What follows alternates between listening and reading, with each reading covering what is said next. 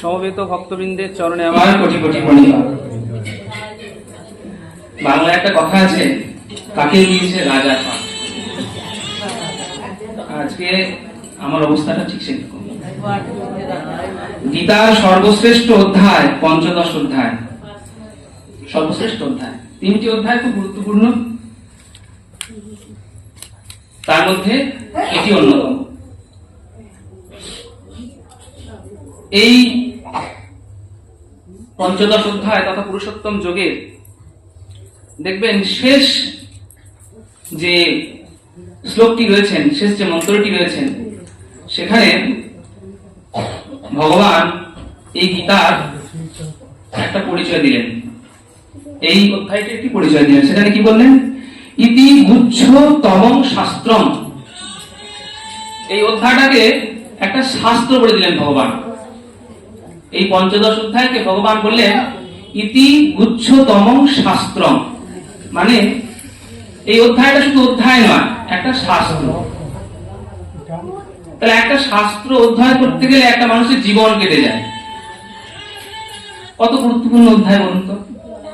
বাবাকে এত অনুরোধ করলাম, বাবা এই পাঠটা আপনি করুন, আমাকে মুক্তি দিন এই বছরের মতো, কিন্তু বাবা ছাড়বেন না, কোনো মতেই ছাড়লেন না। পড়াশোনা কিছুই করিনি। আবার জ্ঞানীগুণী মানুষ সব বসে আছে আশেপাশে, টুপি পরে বসে আছে, কিন্তু জ্ঞানের ভান্ডার। সামনে বছর বসাবো ওকে, তাই এদের সামনে বসতে গিয়ে আমার যেটা হচ্ছে অর্জুনের মতো অবস্থা হয়েছে। বেকতুষ্ঠ শরীরে মেয়ে রোমহর্ষতে গায়েতে গান্ডিমম হংসতে হস্তার তপচৈব পরিতচ্ছতে।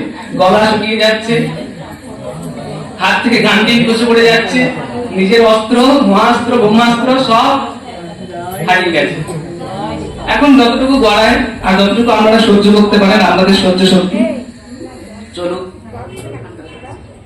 না, ঠিক আছে। তো সেই পঞ্চদশ অধ্যায় দেখুন, গতকাল গৌতম দা এসে আমাদের শুনিয়েছেন চতুর্দশ অধ্যায়। তো সেখানে কি বলেছেন? সেখানে গুণত্রয় বিভাগে বলেছেন কি করে জীব ত্রিগুণাতীত হবে। ত্রিগুণাতীত না হলে পরে জীব ভগবানের চরণ পাবে না। তো কি করে ত্রিগুণাতীত হওয়া যায়? বললেন আমাতে অব্যভিচারিণী ভক্তির দ্বারা। আমাদের মানে ভগবান, ভগবানের অব্যভিচারিণী ভক্তি যদি অর্জন করতে পারে জীব, তাহলে সে ত্রিগুণাতীত হবে। সে কাকে লাভ করবে? পরব্রহ্মকে লাভ করবে। এই পরব্রহ্ম বিশাল। এই বিশাল যে পরব্রহ্ম, তারই ঘনীভূত রূপ হলেন এই পুরুষোত্তম তথা শ্রী গোবিন্দ। তিনি বিশাল, তার ঘনীভূত রূপ হলেন সাক্ষাৎ ভগবান। সেই ভগবানের সংসারে আমাদের যেতে হবে। তার আগে বলে দিচ্ছেন এই সংসারটা কেমন, ভগবানের সংসারটা কেমন, এই সংসারটা কেমন, জীব কেমন, সব বলছেন এই অধ্যায়। অর্থাৎ এই অধ্যায় কি বলেছেন? ঈশ্বরের তত্ত্ব বলেছেন বা ব্রহ্মের তত্ত্ব বলেছেন, জীব কি বলেছেন এবং জগৎ কি বলেছেন। এই 3টি তত্ত্ব নিয়ে এই পুরুষোত্তম যোগ। গীতায় ভগবানকে বলা হলো পুরুষোত্তম, পুরুষেষু উত্তম। তিনি সকল পুরুষের মধ্যে উত্তম পুরুষ, তাই তিনি পুরুষোত্তম। এই অধ্যায়ের শুরুতেই সেই পুরুষোত্তম যোগের প্রথমেই এই সংসারটা একটা ছবি এঁকে দিচ্ছেন ভগবান অর্জুনের চোখে। এই সংসারটা কেমন বললেন? ঊর্ধ্ব মূল অধঃশাখম প্রাহুর অব্যয়ম অশ্বতম ও প্রাহুর অব্যয়ম। এই সংসারে একটা অশ্বত বৃক্ষের মতো।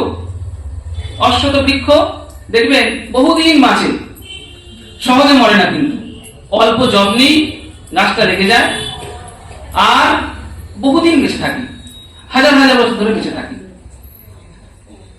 বলেন এই সংসারটা হলো সেই রকম। কিন্তু আমরা কি দেখি? গাছ কি হয়? মাটিতে তার শিকড়টা থাকে, তো মূলটা থাকে, পাতাগুলো উপর দিকে থাকে। সংসার বৃক্ষের কিন্তু বলেন উল্টো, মূলটা আছে উপর দিকে আর শাখা প্রশাখাগুলো সব নিচের দিকে। এর শাখা কি, এর প্রশাখা কি, এর পত্র কি, সেগুলো পরে বলছেন, বিশেষণ দিচ্ছেন। কি বললেন? ছন্দাংশী যস্য পত্রাণি, বের হলো যার পত্র স্বরূপ। এই বেদ থেকে আমরা কি তা জানতে পারি? ধর্ম অধর্ম এই সমস্ত জানতে পারি। তো এই বেদ থেকে ধর্ম অধর্ম জেনে আমরা জীবনে প্রয়োগ করি। এরপর বললেন দুটো ডাল আছে, দুটো শাখা আছে। অধশ্চর্ধন, কিছু ডাল নিচের দিকে নেমে গেছে, কিছু ডাল উপরের দিকে গেছে।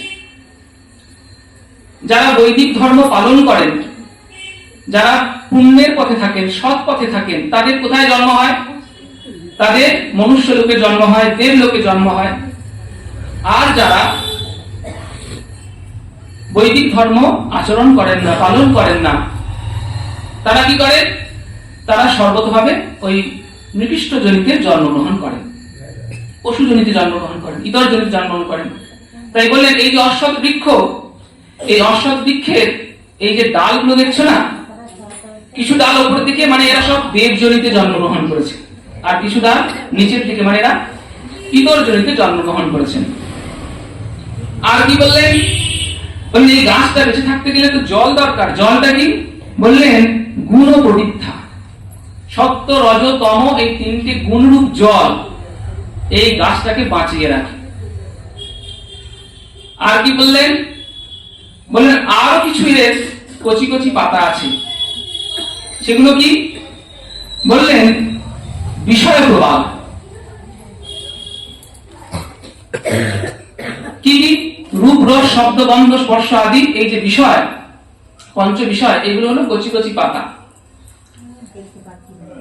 বেদ কি করে? বেদ যেমন আমাদের রক্ষা করে, ঠিক সেরকম গাছের পাতায় যেমন খাদ্য তৈরি করে, গাছের প্রাণ রক্ষিত হয়, গাছকে ছায়া দান করে।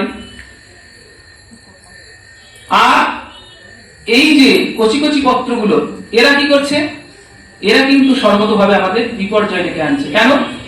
দেখবেন এই বট গাছের শুধু পাতা থাকে না, তার সঙ্গে আবার কিছু কিছু শাখা মূল জন্মে, ঝুড়ি বলে যেগুলো, বট গাছের ঝুড়ি বা ভ্রান্ত মূল।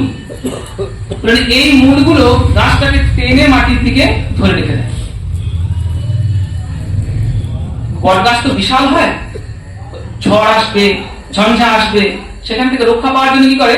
বট গাছ থেকে এই নামাল বা ঝুড়ি নামে। বললেন এইরকম কিছু ঝুড়ি নেমেছে, সেগুলো কি? বললেন অধস্য মূলান্ন অনুসন্ততান, বেশ কিছু কামনা বাসনা রূপ মূল নেমেছে এই গাছ থেকে। সে কি করছে? গাছটাকে আঁকড়ে ধরে রেখে দিয়েছে।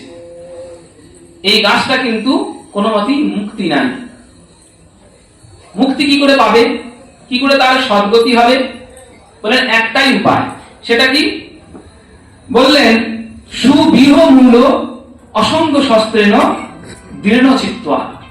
এই যে সুদৃঢ়মূল অশ্বত্থ বৃক্ষটা, এইটাকে ছেদন করতে হবে। কেমন করে? না বললেন অসঙ্গ শস্ত্রেণ দৃঢ় চিত্তা। অসঙ্গ শস্ত্রেণ অর্থাৎ বৈরাগ্য বিদ্যা দ্বারা। বৈরাগ্য কাকে বলে? আমরা বৈরাগ্য বলতে মনে করি যিনি বৈরাগী হয়েছেন, অর্থাৎ যিনি গেরুয়া বসন করেছেন, মাথায় তিলক রয়েছে, হাতে একটা ত্রিশূল রয়েছে, মুখে ধনী রয়েছে, তিনি তো বৈরাগী, সংসার ত্যাগ করেছেন। বললেন না, এখানে বৈরাগ্যের একটা ব্যাখ্যা দিয়েছেন। দু প্রকারে বৈরাগ্য হয়। একটা হলো বিগত রাগ যস্য, অর্থাৎ যা সংসার থেকে আসক্তি চলে গেছে। আর একটা কি? বিশিষ্ট রাগ, শ্রীকৃষ্ণের নামে রূপে গুণে লীলায় যা বিশিষ্ট অনুরাগ জন্মেছে, তাকে বলে বৈরাগ্য। দেখবেন চৈতন্য চরিতামৃতে মহাপ্রভু আবার 3 প্রকারের বৈরাগ্যের কথা বলছেন সেখানে। যুক্ত বৈরাগ্য, ফল্গু বৈরাগ্য, মর্কট বৈরাগ্য, এসব বৈরাগ্যের কথা বলছেন। মর্কট বৈরাগ্য মানে কি? মর্কট মানে বানর। বানর কি? বানরের তো কোনো নির্দিষ্ট বাসস্থান নেই, সে ডালে ডালে ঘুরে বেড়ায়, ফলমূল খায়। এবার তাকে দেখে যদি আমরা মনে করি বানর খুব পরম বৈষ্ণব, তাহলে কি ভুল হবে? কারণ বানরের মতো ভোগী আর দ্বিতীয় নেই, সে মহাভোগী। এটা হলো মর্কট বৈরাগ্য। রঘুনাথ দাস গোস্বামীকে মহাপ্রভু বলেছিলেন, মর্কট বৈরাগ্য না করো লোক দেখাইয়া, যথাযোগ্য বিষয় গুঞ্জ অনাসক্ত হইয়া, তুমি সংসারই থাকো, সংসারে অনাসক্ত হয়ে গোবিন্দ ভজন করো। জলের মধ্যে নৌকা থাকুক ক্ষতি নেই, কিন্তু জলটা যেন নৌকাতে না ওঠে, এটি বলেছিলেন। তাই এইরকম এটা কি বৈরাগ্য হয়, মর্কট বৈরাগ্য। আর একটা কি ফল্গু বৈরাগ্য, অর্থাৎ ফল্গু একটা নদী, যার জল নেই, শুকিয়ে গেছে, কিন্তু একটু খুঁড়ে দিলেই, বালিটা খুললেই সেখান থেকে জল পাওয়া যায়। মানে ঠিক সেরকম দেখে মনে হচ্ছে বিরাট বৈরাগী, কিন্তু অন্তরে তার অনন্ত কামনা বাসনা রয়েছে। এমন যে বৈরাগী, এদের বললেন ফল্গু বৈরাগী। এই বৈরাগ্যের কথাও বলেননি। আরেকটা বৈরাগ্য, ভক্তুর্থ বৈরাগ্য বা যুক্ত বৈরাগ্য, ভক্তি হতে উত্থিত যে বৈরাগ্য। যখন কেউ নেশা করে, মাতাল হয়ে যায়, রাস্তা দিয়ে যায়, তখন তার অঙ্গে বসন থাকলো কি না থাকলো তার জ্ঞান থাকে না। ঠিক সেই রকম কৃষ্ণ প্রেমানন্দে যখন জীব মত্ত হয়ে যায়, তখন তার সংসার এমনি ক্ষয় হয়ে যায়, তাকে আলাদা করে সংসার ত্যাগ করতে হয় না। এই যে বৈরাগ্য, এই বৈরাগ্যের কথা বলতে এসেছেন শ্রীগীতা। এই যুক্ত বৈরাগ্য তথা ফল্গু বৈরাগ্য, এইটা কি বলে, এটা একটা অস্ত্র, একটা কুঠার, তীক্ষ্ণ কুঠার, ধারালো কুঠার। এই কুঠার দিয়ে কি করতে হবে, ওই অশ্বত্থ বৃক্ষের মূলগুলোকে ছেদন করতে হবে। কোন মূলটা? নিচের দিকের মূলগুলো, ওপরের মূলটা নয়। কিন্তু ওপরের মূলটা কোথায়? ওপরের মূলটা চলে গেছে সাক্ষাৎ বৈকুণ্ঠ, সেখান থেকে আসছে। কি করে বুঝবো? কারণ আমরা সব নিচে রয়েছি তো। এবার ধরুন, অনেকে আছেন যাদের পিতা পরলোক গমন করেছেন, তাকে যদি বলা হয় তোমার পিতা কই, সে কোথায় বলবে? গৌতম দার সঙ্গে কথা বলতে বলতে গৌতম দা কথাটি বললেন, খুব ভালো লাগলো কথাটা, তাই আপনাদের বলছি। বললেন তোমার পিতা কোথায়, আমরা কি বলবো? উপরে। আচ্ছা তোমার দাদু কোথায়? উপরে। তার দাদু কোথায়? উপরে। তার দাদু কোথায়? উপরে। এমনি করে উপরে করতে করতে যান, কোথায় যাবে? সৃষ্টিকর্তা ব্রহ্মা। ব্রহ্মা তোমাকে কি সৃষ্টি করলো? ভগবান। গোবিন্দ। গোবিন্দ তোমাকে কি সৃষ্টি করলো? বলে আমাকে কেউ সৃষ্টি করেনি, আমি আমার কারণ। সর্বকারণ কারণ, ঈশ্বর পরম কৃষ্ণ সচ্চিদানন্দ বিগ্রহ, অনাদির আদি গোবিন্দ, সর্বকারণ কারণ। জগতে যে কিছু কার্য সম্পাদিত হয় তার পিছনে একটা কারণ থাকে না? ধরুন আপনি একটা মাটি হাঁটতে হাঁটতে যাচ্ছেন, পায়ে একটা মাটির ঘটের সঙ্গে আপনি হোঁচট খেলেন, আপনার অন্তরে প্রশ্ন এলো, ওই মাটির ঘরটা কে তৈরি করলো? কে এখানে নিয়ে এলো? কি দিয়ে তৈরি হলো? দেখুন, যে তৈরি করলো সে হলো নিমিত্ত কারণ, আর যা দিয়ে তৈরি করেছে, অর্থাৎ মাটি দিয়ে তৈরি করেছে, কুমোরের চাকাটা সেখানেও মাটিটাকে বসিয়েছিল, এগুলো সব উপাদান কারণ, যা দিয়ে তৈরি হয়। তো ভগবান, তোমার নিমিত্ত কারণকে, তোমার উপাদান কারণ কি? ভগবান বলবেন আমি আমার নিমিত্ত কারণ, আমি আমার উপাদান কারণ। তাহলে তোমার কেউ পিতামাতা বলে কেউ নেই?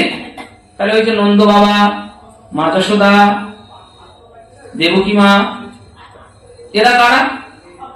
বলেন এরা আমার নিত্যকালের পরিকর, এরা সব আমারই নিত্যকালের পরিকর, আমার ভক্ত।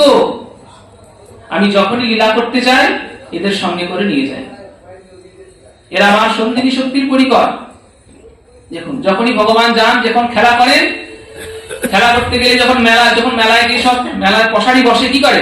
কত কিছু সাজিয়ে বসে না, সব সাজিয়ে বসে, আবার গুটিয়ে নিয়ে চলে যায়।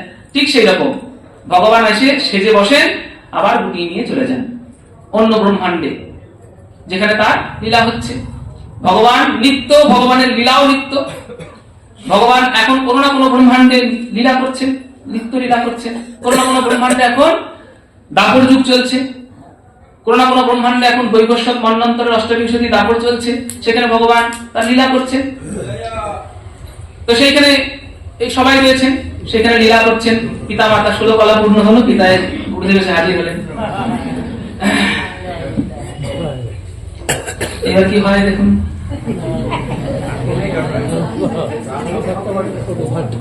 সাড়ে 7 অব্দি গাড়ি গড়ায় নাকি দেখো।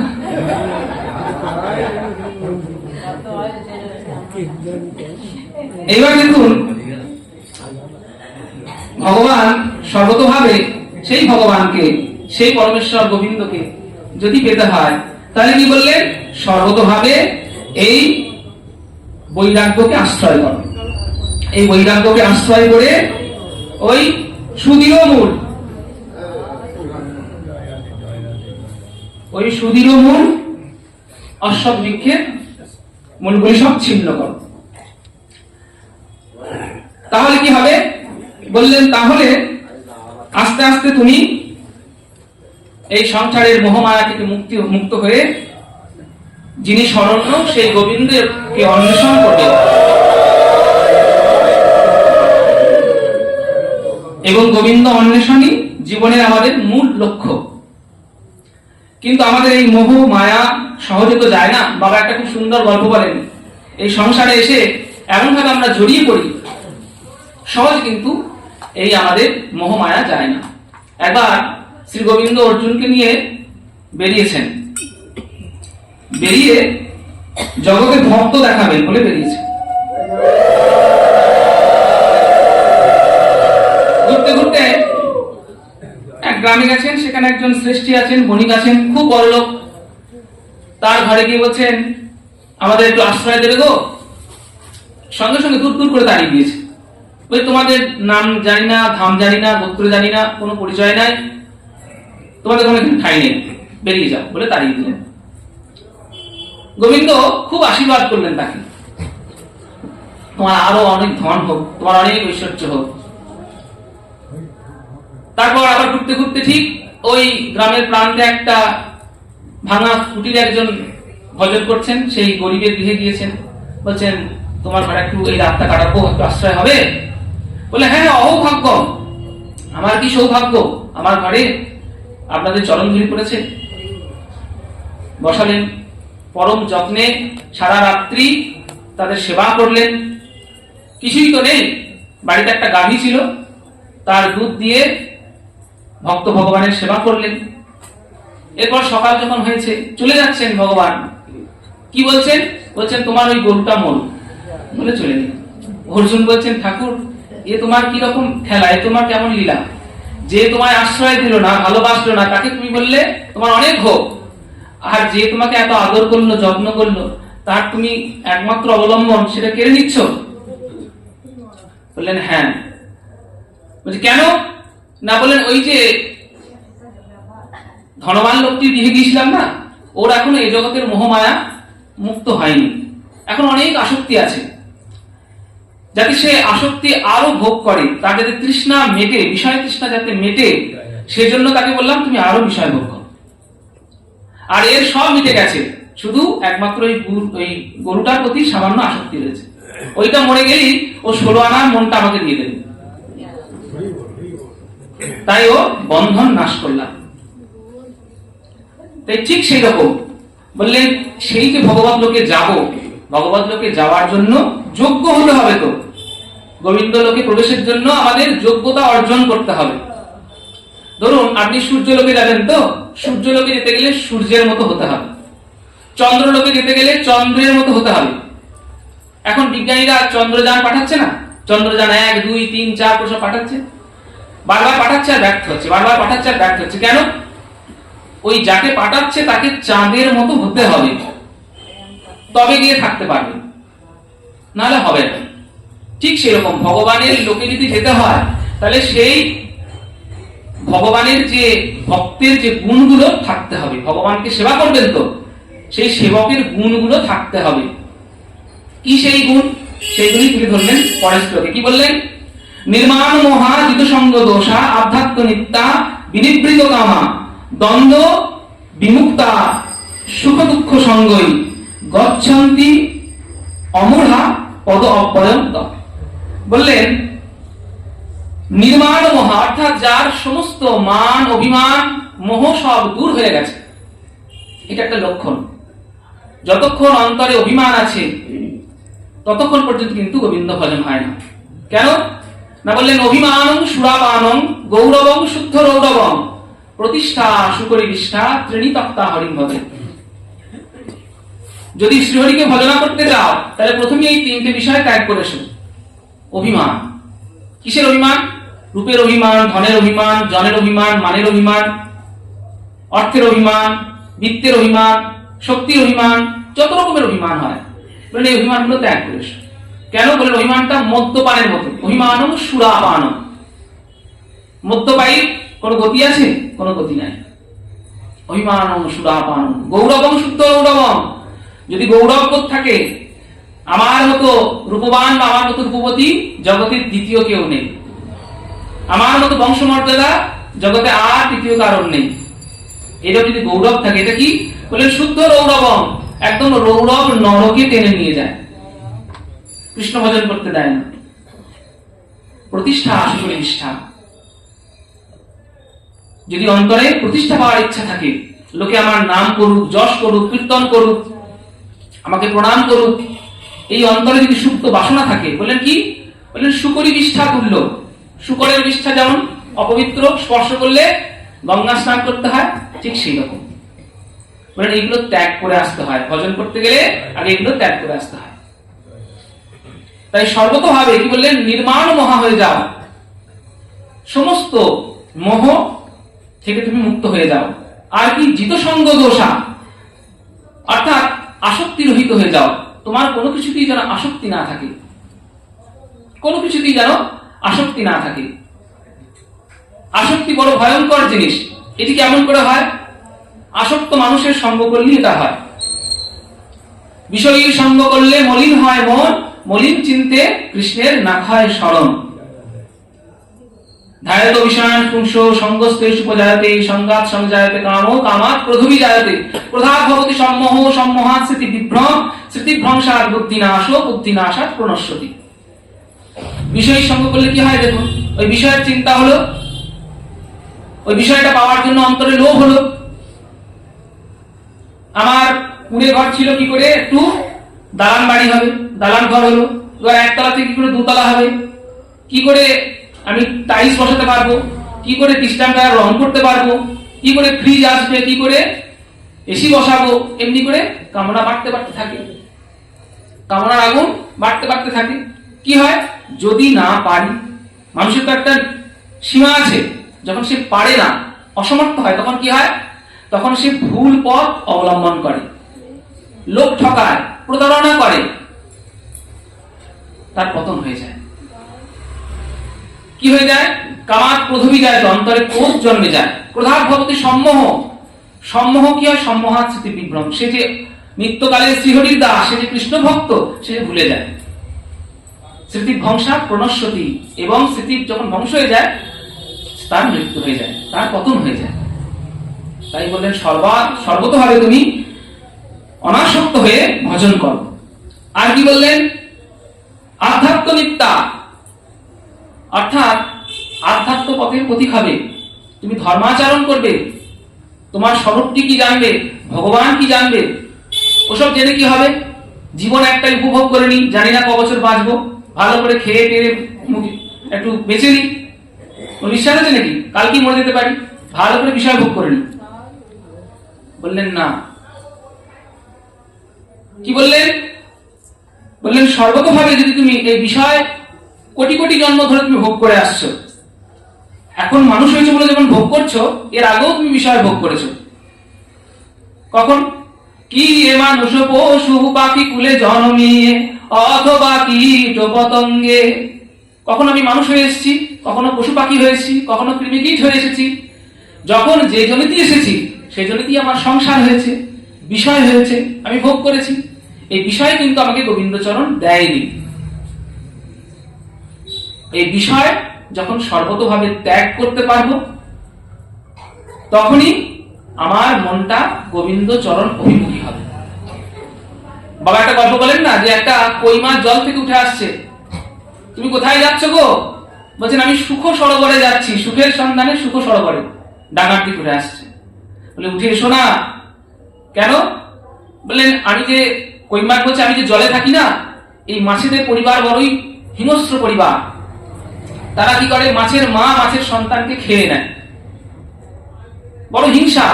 এই জগতে আমি থাকবো না, আমি সামনে ডাঙার দিকে যাব।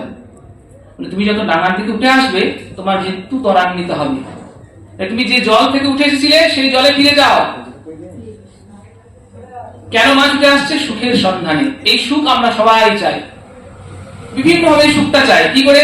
স্ত্রীর মাধ্যমে সুখ চাই, পুত্রের মাধ্যমে সুখ চাই, স্বামীর মাধ্যমে সুখ চাই, অর্থের মাধ্যমে সুখ চাই, বৃত্তের মাধ্যমে সুখ চাই, দেহের মাধ্যমে সুখ চাই। এই সুখটা চাই। এই সুখটা কিন্তু আমাদের চিরকালীন চাওয়া। সুখং মে ভুয়া দুঃখং মে মাহু। আমার যেন সুখ হয়, আমার যেন দুঃখ না হয়।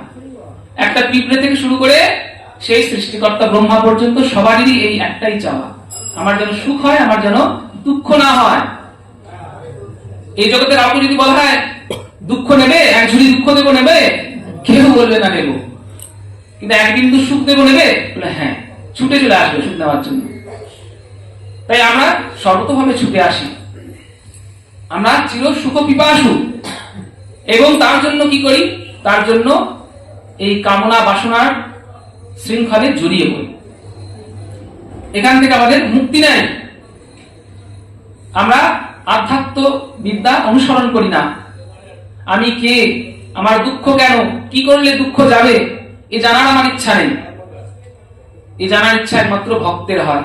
সনাতন গোস্বামী পাদ সব জানেন, কিন্তু জেনেও মহাপ্রভুর চরণে গিয়ে বলছেন, কে আমি, কেন মরে, যারে তাপত্রয়, ইহা নাহি জানি মুই, কেমনে হিত হয়। সাধ্য সাধন তত্ত্ব কিছু নাহি জানি, কৃপা করি সব তত্ত্ব কহত আপনি। সব জানেন, জ্ঞানে বৃহস্পতি সম, কিন্তু প্রশ্ন করছেন কেন? স্বয়ং ভগবান যদি বলে দেন, তাহলে জগতের জীব সেই ভগবানের কথা শুনে মুক্তি লাভ করবে, তারাও ভগবত চরণ পাওয়ার জন্য চেষ্টা করবে। দেখুন, তাই ভক্ত কি করে? সর্বতভাবে আধ্যাত্ম অনুশীলন করে। আর কি? বিনিবৃত কামা, সমস্ত সর্বতভাবে কামনা বাসনা রহিত হয়ে যায়। কেন হয়? তার কোনো অভাব থাকে না। গৌরাঙ্গ হৃদয়ে যার, কিসের অভাব তার? যার হৃদয়ে গৌরহরি রয়েছেন, যার হৃদয়ে রাধা মাধব রয়েছেন, বলে তার কোনো অভাব থাকে না। তো সুদামা যখন গেলেন গোবিন্দের কাছে, চেয়েছিলেন কিছু? কিছুই চাননি। তার স্ত্রী পাঠিয়েছে, যাও, তুমি গেলে তোমাকে দেখলেই ভগবান বুঝতে পারবেন, তোমাকে কিছু বলতেই হবে না। দেখুন, গিয়েছেন, চাইতে পারলেন না কিছু। ভগবান কি করলেন? যখন ঘুরে এলেন, কি দেখছেন? একবারে মহেন্দ্র ভবন হয়ে গেছে। তার কর্ণকুটির আর কর্ণকুটির নেই। সাক্ষাৎ ইন্দ্রদেব যেখানে থাকেন, সেই রকম বিশাল অট্টালিকা হয়ে গেছে। ধ্রুবকে দেখুন, প্রহ্লাদকে দেখুন। ধ্রুব কি করেছিল? কামনা বাসনা নিয়ে ভজন করতে বসেছিল। পদম ত্রিভুবন উৎকৃষ্টম, ত্রিভুবনের উৎকৃষ্ট পদ আমার দরকার। কেন? নিজের পিতার কোলে বসতে পারিনি। বিমাতা বলেছে, তুমি যদি আমার পেট থেকে জন্মগ্রহণ করতে, তাহলে ওই পিতার কোলে বসতে পারতে। কিন্তু আমার পেটে জন্মাওনি, তাই ওই পিতার কোলে বসার অধিকার তোমার নেই। মায়ের কাছে গেলেন, মা কি বললেন? আরাধয় অধক্ষজ পাদপদ্মম, অক্ষজ জ্ঞানের অতীত যে গোবিন্দ, সেই গোবিন্দকে ভজনা করো, কেশবকে ভজনা করো, তোমার সমস্ত ক্লেশ দূর হয়ে যাবে। ভজন করলেন, গুরু কৃপা হলো, গুরুদেব রূপে এলেন নারদ, মন্ত্র দিয়ে গেলেন, সেই মন্ত্র জপ করলেন, এক মনে জপ করলেন। প্রথম মাসে তিলক্তন্তে কবিত্ব বদরাসন, কয়েক বের আর ফুল ফল খাচ্ছেন 3 রাত্রি অন্তর অন্তর, আর এক মনে গোবিন্দকে ডাকছেন। তারপরের মাসে গাছের পাতা, তারপরে মাসে গাছের গলিত পত্র, ঝরে পড়া শুকনো পাতা, তারপরে মাসে শুধু জল, তারপরে মাসে শুধু বায়ু, তারপরে মাসে জিতশ্বাস, আর কিছুই গ্রহণ করছেন না পৃথিবী। এক মনে গোবিন্দকে ডাকছেন। ভগবান আর থাকতে পারেন? ছুটে চলে এলেন। ছুটে চলে এসে ধ্রুবের কাছে, মধুর বরঙ্গত সভৃত্ত দিদিশয়া, ভগবান মধুবনে গেলেন তার ভক্তকে দেখার জন্য। ভগবান ছুটে আসেন, নিত্যকাল ছুটে আসেন তার ভক্তকে দেখার জন্য, যে ভক্তের হৃদয়ে কামনা বাসনা নাই। তাই সর্বতভাবে এই কামনা বাসনা ত্যাগ করবে ভক্ত। আর কি বললেন? দ্বন্দ্ব বিমুক্তা সুখ দুঃখ সঙ্গই, সর্বতভাবে আমার সুখ কি দুঃখ কি এই দুটোই তার কাছে সমান হয়ে যাবে। দুঃখেষু অনুদ্বিগ্ন মনা, সুখেষু বিগতস্প্রিয়, বিতরাগ ভয়ক্রোধ স্থিতধী মুনিরুচ্যতে। কাকে স্থিতধী বলে, কাকে মুনি বলে? দ্বিতীয় অধ্যায়ে শুনেছেন, বললেন আমরা কি করি? সুখ যখন পাই তখন খুব আনন্দ হয়, আর দুঃখ যখন পাই তখন মুচ্ছমান হয়ে যায়। বললেন এই দুঃখই আসুক বা সুখই আসুক, এই দুটোকেই যে সমানভাবে বরণ করে নিতে জানে, সেই হলো যথার্থ সাধু, সেই যথার্থ ভক্ত। এই লক্ষণগুলো তার ফুটে উঠবে।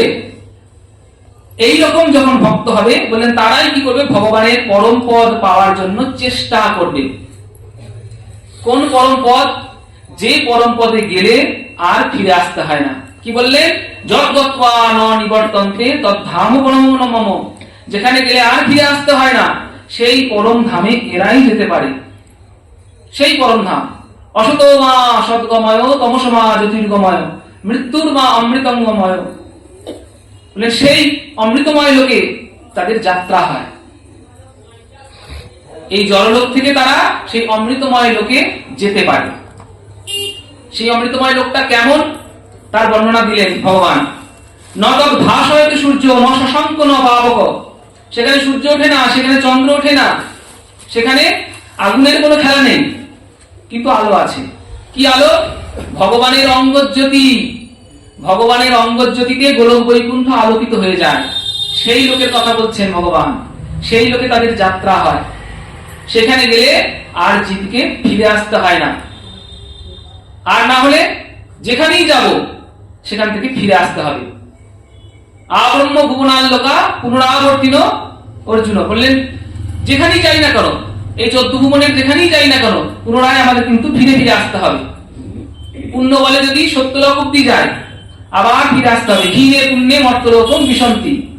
যেই পুণ্যটা ক্ষয় হয়ে যাবে, আবার এই মর্তলোকে আসতে হবে, আবার জন্মগ্রহণ করতে হবে, আবার জননী জঠর যন্ত্রণা সহ্য করতে হবে, আবার মহামায়ার কারাগারে বন্দী হতে হবে। কিন্তু বলেন যদ্গত্বা ন নিবর্তন্তে তদ্ধাম পরম মম। ভগবানের ধাম কোনটা? যেখানে গেলে আর ফিরে আসতে হয় না, সেটাই তার পরম ধাম। অর্জুন ভয় পাচ্ছেন, আমি কেমন করে যাব? আমার কি সেই যোগ্যতা আছে যাওয়ার? ভগবান বলে দিলেন, মাময়ী বাংশ জীবলোকে জীবভূত সনাতন।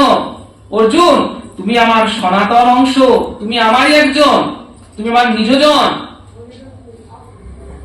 মাময়ী বাংশ জীবলোকে জীবভূত সনাতন। জীব হলো আমার সনাতন অংশ, এক জন্মের নয়, জন্ম জন্মান্তরের অংশ। জন্ম জন্মান্তরের তার সঙ্গে আমার সম্পর্ক।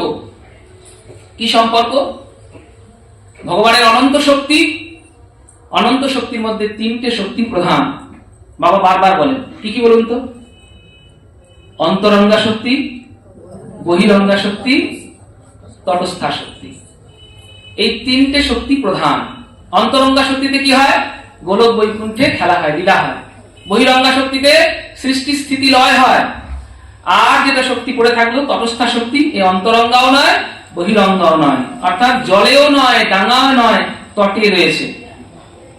এই জীব রয়েছেন তটে। তার একদিকে মহামায়া ভোগের সমস্ত ঐশ্বর্য ডালি সাজিয়ে অপেক্ষা করে আছে, বলছে এসো। 11টা ইন্দ্রিয় দিয়েছে জীবকে, বলছে এসো ভোগ করো।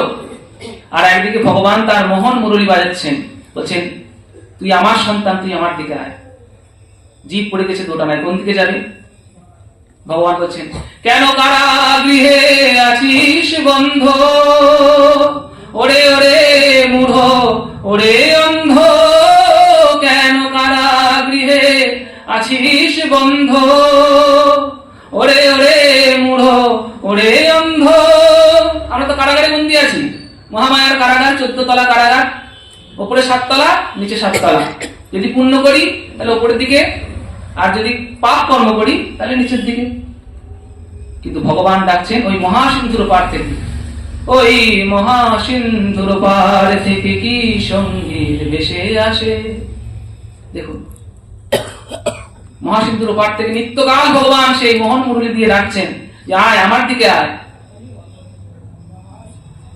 যদি জীব মুখটা ঘোরায়, ভগবানের দিকে যায়, তবে তার জীবন ধন্য হয়, সার্থক হয়। কিন্তু জীব কি করে? জীব এই জড় সংসারে এসে রূপ রস শব্দ গন্ধ স্পর্শ ভোগ করতে করতে তার আত্মবিস্তৃতি হয়ে যায়। সে নিজের স্বরূপ ভুলে যায়। সে যে রাজার ছেলে সে ভুলে যায়। সে কি মনে করে? সে মনে করে আমি একটা সাধারণ মানুষ। নিজেকে হয়তো ব্রাহ্মণ মনে করে, বা ক্ষত্রিয়, বৈশ্য, শূদ্র, ব্রহ্মচারী, গৃহস্থী, বানপ্রস্থী, সন্ন্যাসী, ডাক্তার, উকিল, ব্যারিস্টার, এই ছোট ছোট পরিচয়ে সে পরিচিত হয়ে যায়। সে যে নিত্যকালীন শ্রীহরির দাস, এটা সে ভুলে যায়। এটা ভুলিয়ে দেয় কে? ওই মহামায়া। এই মহামায়া তার তিনটে গুণ কি করে? এই জীবের যে অনুচৈতন্য তাকে ঢেকে রেখে দেয়, তাকে ঢেকে রেখে দেয়। সাক্ষাৎ যে ভগবান, পরমানন্দ রূপী ভগবান, সেই চৈতন্য রূপী ভগবান তাকে দর্শন করতে দেন না। কি করে দর্শন হবে? সাধু শাস্ত্র কৃপায় যেই জীব কৃষ্ণোন্মুখ হয়, সেই জীব নিস্তরে মায়া তাহার সারায়। সাধু কৃপায়, শাস্ত্র কৃপায় যখন জীব চেষ্টা করে, তখন বললেন মায়া তাকে ছেড়ে দেয়, তার যাত্রা সুগম হয়ে যায়। এরপর ভগবান বলছেন, এই মনুষ্য লোকে এসে আমাদের তো ফিরে যেতে হয়, মর্ত লোকে এসে ভগবানের ধামে ফিরে যেতে হয়। কেমন করে ফিরে যায়? আমরা এসেছি মর্ত লোকে, অর্থাৎ মর্তে, অর্থাৎ মরতেই এসেছি, কিন্তু আমরা মনে করি মরবো না। আমরা মনে করি আমরা চিরন্তন বেঁচে থাকবো। এসেছি মর্ত লোকে, মরতে এসেছি, কিন্তু মরতে জানি না। কেমন করে মরতে হয় সেই বিদ্যাটা আমাদের জানা নেই। তার জন্য শাস্ত্র এসেছেন, তার জন্য গুরুদেব এসেছেন, তার জন্য সাধু এসেছেন, ভক্ত এসেছেন, যে কেমন করে মরতে হয় শেখো। দেখিয়েছে হরিদাস ঠাকুর, দেখিয়েছেন কেমন করে মরতে হয়, দেখাননি? হরিদাস ঠাকুর যখন শুনলেন যে মহাপ্রভু চলে যাবেন, লীলা প্রকট করবেন, কি বললেন? প্রভু সেই লীলা প্রভু মোরে প্রভু না দেখাইবা, আপনার আগে মোর শরীর পারিবা। প্রভু তোমার আগে যেন আমি চলে যেতে পারি, এইটুকু কৃপা করো, তারই হবে। তুমি চলে যাবে, তোমারহীন এই জগৎ সংসার আমার ভালো লাগবে না, আমি সহ্য করতে পারবো না, তাই তোমার আগে আমি যেন চলে যেতে পারি। তোমার আগে এসেছি, তোমার আগে চলে যাবে। আচ্ছা ঠিক আছে, বলো কেমন করে যাবে? ইচ্ছা কি কেমন, দেখুন কেমন সুন্দর। হৃদয়ে ধরিব তোমার রাঙা চরণ, নয়নে হেরিব তোমার চাঁদ বদন, জিহ্বায় উচ্চারিব তোমার কৃষ্ণ চৈতন্য, কৃষ্ণ চৈতন্য নাম, এই মতো ইচ্ছা মোর ছাড়িব পরাণ। দেখুন কেমন করে প্রাণ উৎক্রমণ করতে হয় শিখিয়ে দিয়ে যাচ্ছেন।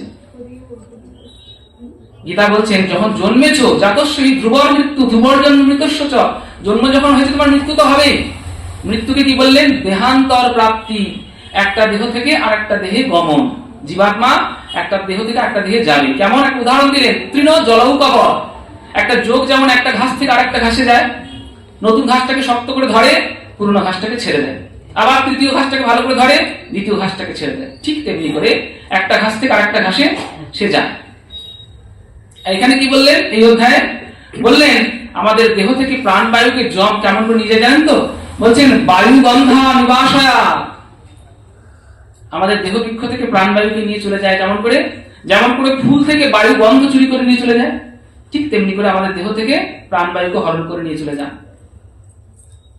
যমরাজ দূত পাঠিয়ে দেন, নিয়ে চলে যান তিনি। যতক্ষণ পরমাত্মা রূপী ভগবানের আমাদের হৃদয়ে রয়েছেন, ততক্ষণ কিন্তু দেখুন দেহটার তাপ রয়েছে, দেহটা গরম। যেই তিনি দেহ থেকে চলে যান, দেহটা কি হয়ে যায়? শীতল হয়ে যায়। একটা হ্যারিকেন জ্বলছে, হ্যারিকেন আমরা দেখতে অনেকে দেখেছেন, হ্যারিকেন যখন জ্বলে দেখবেন হ্যারিকেনটা আলো দেয় আবার তাপও দেয়, নিভিয়ে নি। কিছুক্ষণ আলোটা তো সঙ্গে সঙ্গে নিভে গেল, কিছুক্ষণ পর দেখবেন হ্যারিকেনটাও শীতল হয়ে গেছে। তাই ঠিক সেরকম আমার দেহে কেউ একজন ছিল, সে চলে গেল বলেই দেহটা শীতল হয়ে গেল। দেহটা তো থাকে, ওই চোখটাও থাকে, কানটাও থাকে, হাতও থাকে, পাও থাকে, কিন্তু সে তো কথা বলে না। কেন না? তার মধ্যে যিনি বাস করছিলেন তিনি চলে গেছেন, সেই পরমাত্মা রূপী ভগবান চলে গেছেন। দুই পাখি রূপে রয়েছেন, দেহ বৃক্ষে তারা বাস করছেন। একজন হলেন জীব পাখি, একজন হলেন শিব পাখি। একজন কি করছেন? সুখ দুঃখের কর্মফল ভোগ করছে, আর একজন দ্রষ্টা, চেয়ে চেয়ে দেখছেন। যেমন যেমন কর্ম হচ্ছে সেই অনুযায়ী তার দেহ লাভ হচ্ছে, কর্ম অনুযায়ী দেহ লাভ হচ্ছে। দেহটা কেমন করে আমরা লাভ করি? কর্ম অনুযায়ী। যদি পরের জন্মে মানুষ হতে চায়, তাহলে মানুষের মতো কর্ম এই জন্মে করতে হবে। যদি মানুষের মতো কর্ম এই জন্মে আমরা করতে পারি, তাহলে পরে আবার মানব দেহ পাবো। আর যদি পশুর মতো কাজ করি, মানুষ আর পশুর মধ্যে পার্থক্য কোথায়? খুব একটা পার্থক্য নেই। আহার নিদ্রা ভয় বংশ বিস্তার, এটা পশুও করে, একটা মানুষও করে। খিদে পেলে খায়, শত্রু দেখলে ভয় পায়, খুব ক্লান্ত হয়ে গেলে ঘুমিয়ে পড়ে, আর একটা পশুর সংসার আছে, একটা মানুষের সংসার আছে, খুব একটা পার্থক্য নেই। পার্থক্য কোথায়? একটা পশু কৃষ্ণ ভজন করতে পারে না, তারা আমাদের কৃপার মানে চেয়ে থাকে, আমরা একটু যদি তাকে প্রসাদ দিই তবে সে উদ্ধার হবে, আমরা যদি একটু হরিনাম করি তবে সে উদ্ধার হবে। কিন্তু মানুষ সবগুলি করতে পারে, সে 11 ইন্দ্রিয় দিয়ে কৃষ্ণ ভজন করতে পারে। এটাই একটা মানুষের সঙ্গে একটা ইতর জনিত জীবের পার্থক্য। তাই বললেন কি করতে হয়? বললেন এই যখন এই দেহরূপে ব্রহ্মপুরে তুমি বাস করছো, কতদিন বাস করছো? বললেন ভাড়াটে যেমন করে বাস করে, চুক্তি হয়ে যায় না, 11 মাসের চুক্তি, ঠিক সেরকম চুক্তি হয়ে গেছে। যখনই বিধাতা জন্ম দিয়েছেন না, ওই কপালে লিখে দিয়েছেন তোমার পরমায়ু এতদিন, এতদিন, এত ঘন্টা, এত মিনিট, এত সেকেন্ড। ওই সময়টা যখন চলে আসবে তখন কোনো ডাক্তার, কোনো ওষুধ, কোনো তাবিজ কবচ, কোনো ঠাকুর আমাকে বাঁচাতে পারবে না, মৃত্যু হবে। যে মুহূর্তে যে ক্ষণে মৃত্যু এসে শিবারে দাঁড়াবে। তাই এই মৃত্যুময় লোকে আমরা রয়েছি, চোখের সামনে এত মৃত্যু দেখছি, তবু ভাবছি আমার বোধহয় মৃত্যু নেই। তাই সাবধান করছেন, বলছেন ভয় নেই, তোমার মৃত্যু হবে বটে, কিন্তু বলছেন কেমন করে? বলে মৃত্যুটা যেমন এইরকম সুন্দর করে হয়, তুমি যেন ভগবত প্রেমে তোমার দেহ বিসর্জন করতে পারো, যেন অন্তিম কালে গোবিন্দ নাম করতে করতে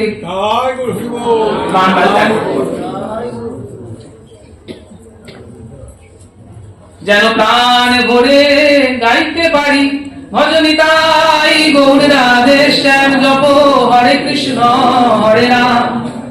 আমার শিহরের সমন আসবে যখন, আমার শেষ নিঃশ্বাস পড়বে যখন, আমার জিহ্বা যেন সদাই বলে ভজনিতাই গৌর রাধে শ্যাম জপ হরে কৃষ্ণ হরে রাম। ভজনিতাই গৌর রাধে শ্যাম জপ হরে কৃষ্ণ হরে রাম।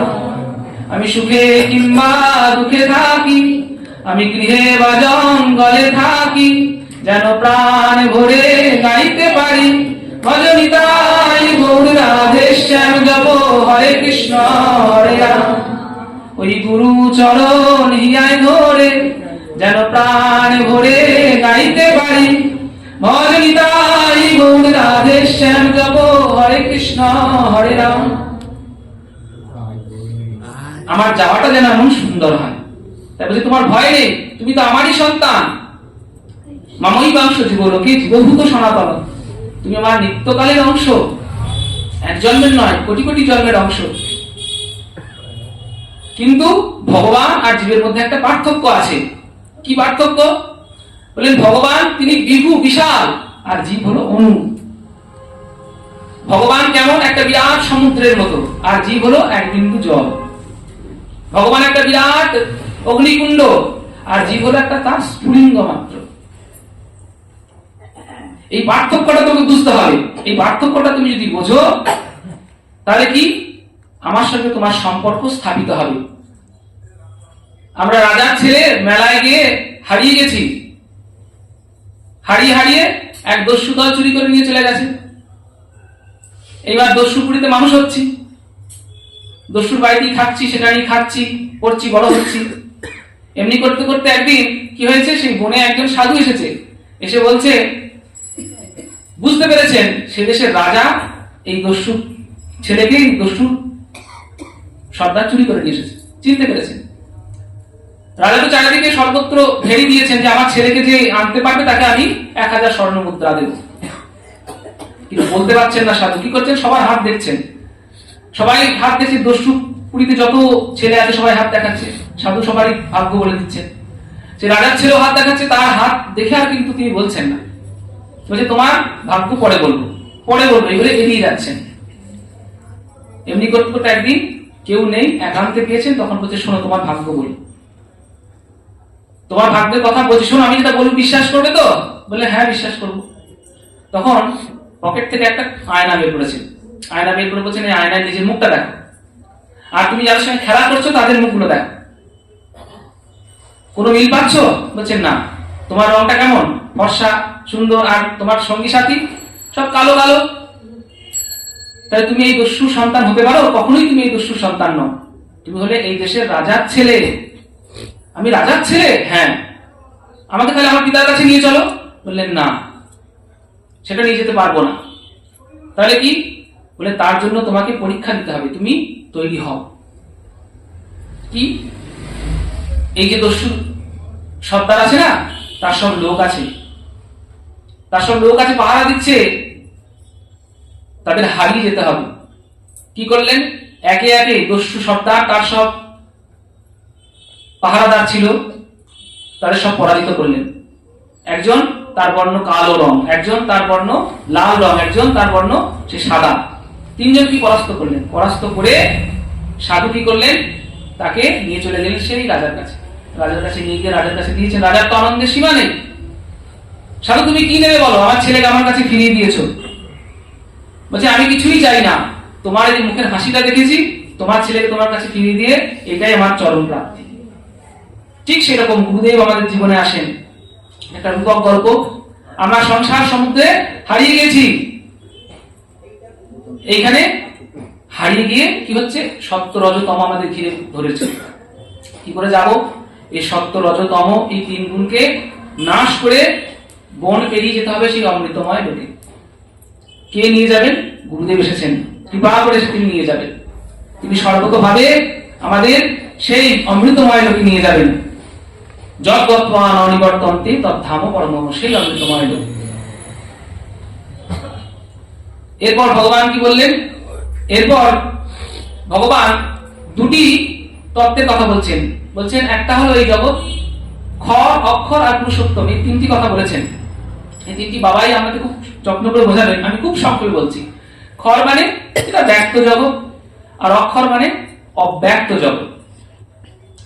এই খর এবং অক্ষরের অতীত হলো পুরুষোত্তম। খর হলো বিনাশশীল, যা থাকে না, ক্ষয় হয়ে যায়। অক্ষর মানে অবিনাশী। আর এই দুইয়ের অতীত হলো পুরুষোত্তম ভগবান শ্রী গোবিন্দ। ভগবান কি বললেন? আমি সেই পুরুষ। বললেন তুমি যে সূর্যের মধ্যে যে আলো দেখছো, চাঁদের মধ্যে যে আলো দেখছো, এ আমারই কৃপার দান জানবে। জগতে এমন কোন স্থান নাই যেখানে আমি নাই, সর্বত্র আমার দর্শন হবে। দেখুন, তাই ভক্ত কি করে? স্থাবর জঙ্গম দেখে, না দেখে তার মূর্তি, যাহা যাহা নেত্র পড়ে তাহা কৃষ্ণ স্ফূর্তি। ভক্ত কি সর্বত্র কৃষ্ণ দর্শন হয়, সর্বখণ্ডিতম ব্রহ্ম। কেন? সব জায়গায় ভগবান নিজেকে ছড়িয়ে রেখে দিয়েছেন। তার নাম বিষ্ণু, বিশদে ইতি বিষ্ণু।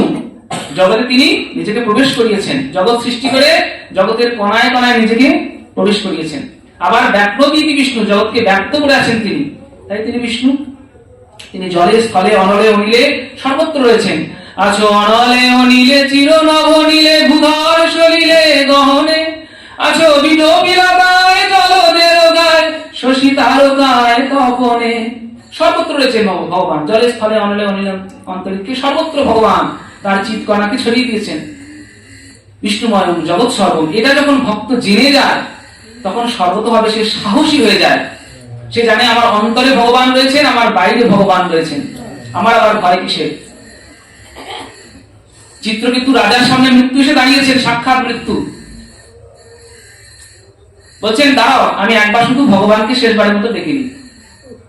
ভয় নাই, দেখুন সামনে মৃত্যু এসে দাঁড়িয়েছে, ভয় নেই, শেষবারের মতো ভগবানকে ডেকে। চিত্রকেতু রাজা কি হয়েছিলেন? বৃত্রাসুর হয়েছিলেন। সামনে এসে দাঁড়িয়েছে কে? ইন্দ্ররূপে ভগবানই এসেছেন, বজ্র হাতে এসেছেন। এখনই মৃত্যু হবে, সামনে মৃত্যুকে দেখছেন, চোখটি বন্ধ করে ভগবানকে ডাকছে। দেখুন, ভক্ত হয় এরকম, সর্বতভাবে সে ভয়কে জয় করে নিতে পারে। কেন? তার কাছে সুখ দুঃখ জয় করা যায়, ভয় অভয় সব সমান হয়ে যায়। কারণ জানে এই দেহটা ভগবানের কৃপার দান। এই দেহ মুক্তি কিসে? যদি ভগবানের সেবায় দেহটাকে লাগাতে পারে। সে ভগবানকে পাবো কোথায়? ভগবান সর্বত্র নিজেকে ছড়িয়ে রেখে দিয়েছেন। জগতে যত যত পুরুষ রয়েছেন, তিনি সমস্ত পুরুষের মধ্যে তিনি হলেন উত্তম পুরুষ। ভগবান জগৎ সৃষ্টি করলেন, কি করে সৃষ্টি করলেন? প্রকৃতির দিকে তাকালেন, কোটি কোটি ব্রহ্মাণ্ডের সৃষ্টি হল। ভগবানের দৃষ্টিতে কোটি কোটি ব্রহ্মাণ্ডের সৃষ্টি হল। সেই ব্রহ্মাণ্ডের মধ্যে তিনি অনুপরমাণুতে নিজেকে প্রবেশ করালেন। এই যে পরব্রহ্ম ভগবান, পুরুষোত্তম ভগবান, যিনি আমার অন্তরে বাহিরে রয়েছেন, সেই ভগবান সেই ভগবানকে যদি পাই তবে আমার জীবন ধন্য হবে, সার্থক হবে। কেমন করে পাবো? বললেন ব্রহ্মাণ্ড ভূমিতে ভূমিতে কোন ভাগ্যবান জীব গুরু কৃষ্ণ প্রসাদে পায় ভক্তিলতা বীজ। গুরু পায়, শাস্ত্র কি পায়? বললেন ভক্তিলতা বীজ পায়। যত্ন করে সেই ভক্তিলতাটাকে কি নিয়ে যায়? একবারে ব্রহ্মলোকে চলে যায়। ব্রহ্মলোক ভেদ করে একদম কারণ সমুদ্র পার করে, বৈকুণ্ঠ পার করে, যেখানে কুণ্ঠার স্থান নেই, মায়ার জগতের অতীত, সেই গোলকে চলে যায়। সেখানে গিয়ে গোবিন্দ চরণকে আশ্রয় করে, সেখান থেকে প্রেম ফল লাভ করে জীবন ধন্যাতি ধন্য হয়। তাই বললেন দেখো অর্জুন, আমি সেই নির্গুণ পরব্রহ্ম, আমি সেই সগুণ বিষ্ণুরূপ, আমি সর্বলোক মহেশ্বর, আমি লীলায় অবতার, আমি হৃদয়ে পরমাত্মা রূপী ভগবান, আমি সেই পুরুষোত্তম। এই আমাকে যখন, এই গুচ্ছ আমিকে যখন জীব জেনে যায়, বলে তখন তার আর কিছুই অজানা থাকে না, তার সব জানা হয়ে যায়। এই যে ভগবান, তার এই কথাটি শুনে তখন অর্জুনের আনন্দাশ্রু ঝরে পড়ল। মনে মনে কি ভাবছেন? ভগবান, আমি আর কিছুই চাই না, তোমার শুধু ওই যুগল চরণের সেবা দিও। ওই যুগল চরণের সেবা ছাড়া আমি আর তোমার কাছে কিছুই চাই না। সংসারের সাগরে মগ্ন মাং সমুদ্ধর মাধব, হে মাধব দয়া করে একবার তোমার হাত দুটো বাড়াও।